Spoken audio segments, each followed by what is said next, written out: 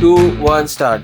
Good evening, good afternoon, and welcome to the R.A.W. podcast. I am Adi. And I am Rushil. And this was the go home show for Clash in Italy. This was a very good week of wrestling, by the way. Yes. Saturday night's main event, AEW Double or Nothing. And what was your first reaction to this entire Clash of Italy match card, to be very specific? Clash in Italy match card. Yeah, match card and the go home show. Like, how is this resonating with you? So okay, so this week of Monday Night Raw, so I would rate it a 3-star.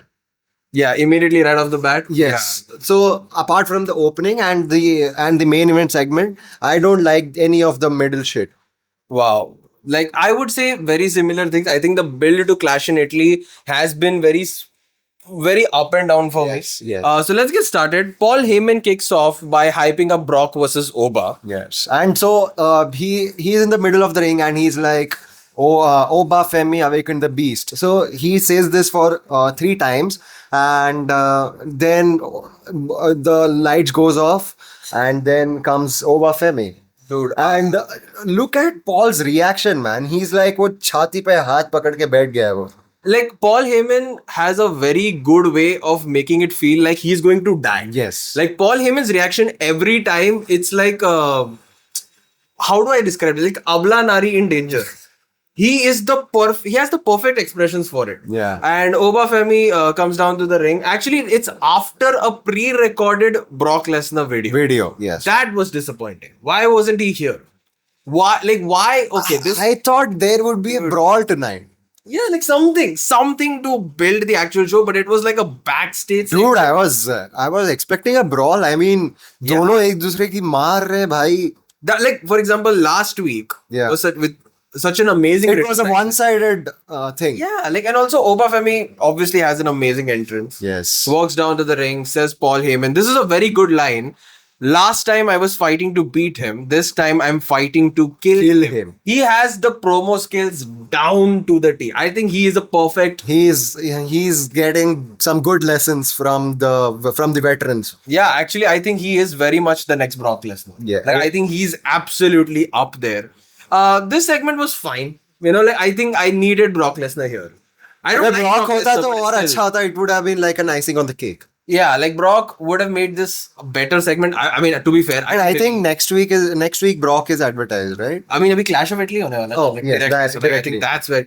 Okay. To be fair, I don't really like Brock, but he does make some good matches and good builds. If he And likes some to book. good aura. Yeah, that's undeniable, unfortunately.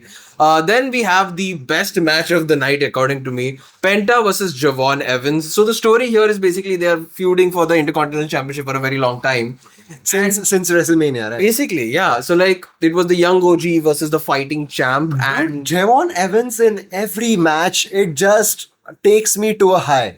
yeah, he absolutely is our Gen Z king. Is he the next Kofi Kingston? I think he's gonna be bigger than that. Oh. I absolutely believe Javon Evans has the proper Gen Z उसको YN देख के energy. अच्छा vibe आता है. अपने उम्र का ही है वो. Yeah, he's literally 21. Like, we are here sitting inside of a room talking about him. But yeah, Javon Evans actually is a perfect Gen Z wrestler, according to me. He's very entertaining, very Yes, fun to yes. watch. It does remind me of young Kofi Kingston, like Yes. 2008, 2009. The SOS one. The SOS, when he was Jamaican, Yes. like, wow, that was one thing. But yeah, I think What about this match? I mean, 4 out of 5 for me, man. I loved it. Okay. Loved the ending sequence. Penta is such an amazing champion too. Penta should be a champion till SummerSlam. He fully deserves it. Yes. He absolutely deserves it. SummerSlam में अगर if he drops his title, then it would be fine. Yeah, I mean, Justified. and in the end, he tries to raise. And I really want Javon to win the Yeah. championship at SummerSlam. I think that's where it's leading up, right? Yeah. I feel Javon definitely deserves that push. Correct. He raises Javon's hand and then he's like, "Nahi, नहीं मैं nahi karenge." मेरे को नहीं करना. But then actually the thing is, what undermines it that immediately after he meets them backstage is like, "Sorry, bhai." I mean, come on, just build it. Just genuinely build the feud. He did not need to apologize. If you are angry, if you are mad, then so be it. Yeah, so be it. Like, you're fighting, you're in a competition, you don't have to apologize.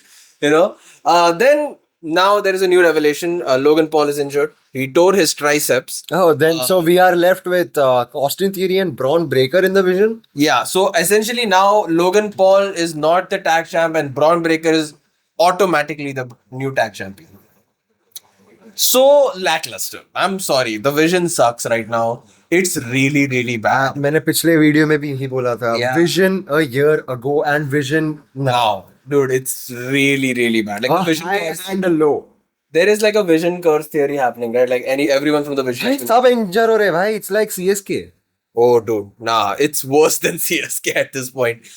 Then Joe Henry was singing in a concert. Then Austin Theory beats the shit out of him. And where the hell is Danhausen? Danhausen is in SmackDown. No, but He should be everywhere. he should be everywhere. Nah, I think he's good at SmackDown. See, if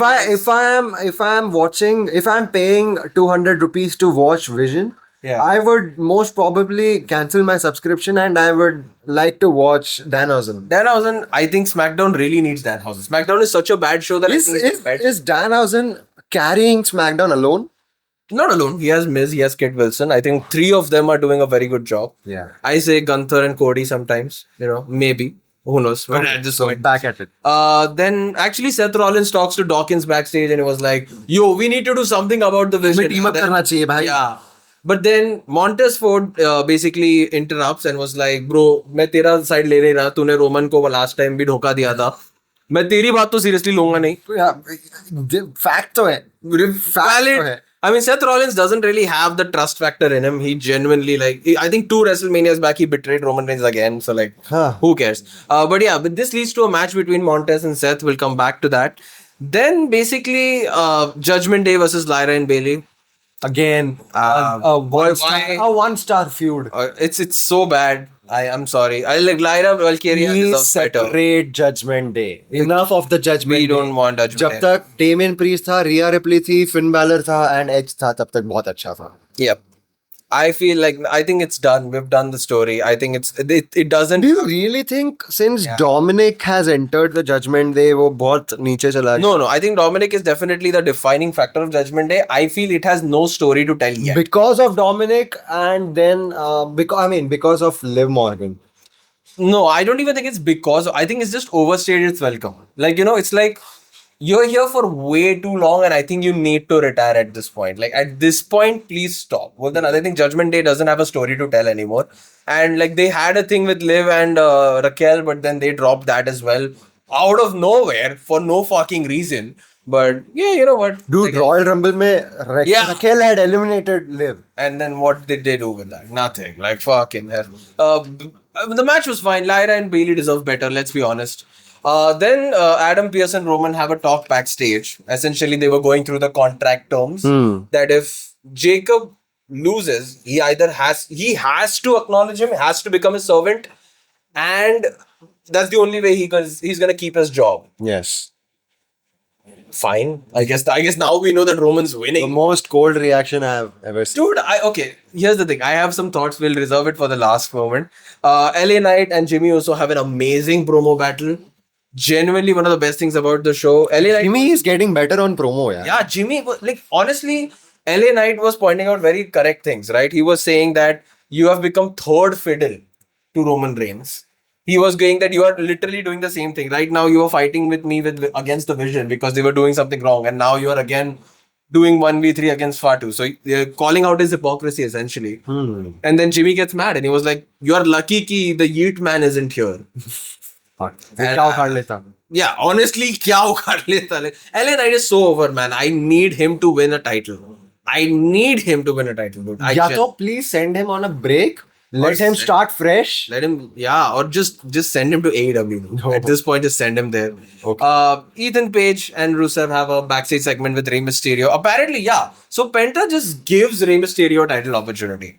Just randomly gives him an opportunity. So everyone now thinks that they are John Cena by starting the open challenge. It's not even an open challenge. He just literally gave it to Rey Mysterio, which was bullshit. I am happy that Ethan Page क्यों mask पहना उसने? No, because he's Rey Mysterio. That's why. He's like, oh, it will be a great match. But to be fair, Ethan Page and Rusev have been carrying the show for a very long time. Dude, Rey Mysterio is literally aging like a fine wine. He is absolutely one of the goats of all time. You cannot tell him that he can't wrestle. I'm not saying that he can't wrestle. No. I'm just pointing towards the crowd. Yeah. like Rey Mysterio is absolutely one of the GOATs, right? And I think the match with Rusev was fine. Yeah. I think it could have been longer. Rusev needs better. Rusev needs better. Ethan Page deserves better. So I guess, like, you know what, the Intercontinental Championship scene is really good. So I'm not, no faults here, I would say. Then there was Seth Rollins versus Montez Ford, which was such a good match. It was a good match. Randomly on an episode of Monday Night Raw, Seth and Montez Ford absolutely killed it. The story And I was think great. beach mein Seth had warned Angelo during the match कि please team up कर ले वरना Yeah. क्या हाल होगा तुझे नहीं Yes, पता ऐसा yes. कुछ तो.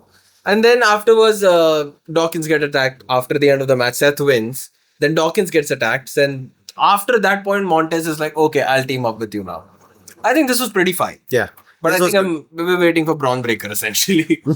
Okay, so now we get to basically Theory gets removed from the building and then he sees Maxine Dupree. Please Who the remove- fuck cares? Please remove him from the company. Who the no, okay? I don't hate Austin Theory, but this is a terrible storyline. It's building to nothing. We all know that.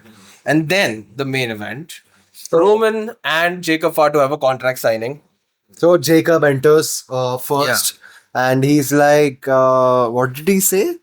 He essentially said that I'm gonna dog walk your ass and Yes. No, he essentially said that you have taken our family to a very big level, but I think there is a change needed. So now let me do the job. Okay. And then Roman has a very very good comeback. And no. So first Adam Pearce enters, Okay. and then he's up with the security boys. I mean, who are good for nothing. Can I be honest? I just skipped all of that.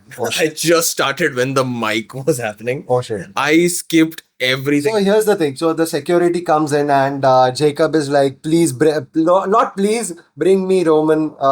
उसने पूरा table उठा के बाहर फेंक दिया. Chair security पे फेंक रहा है.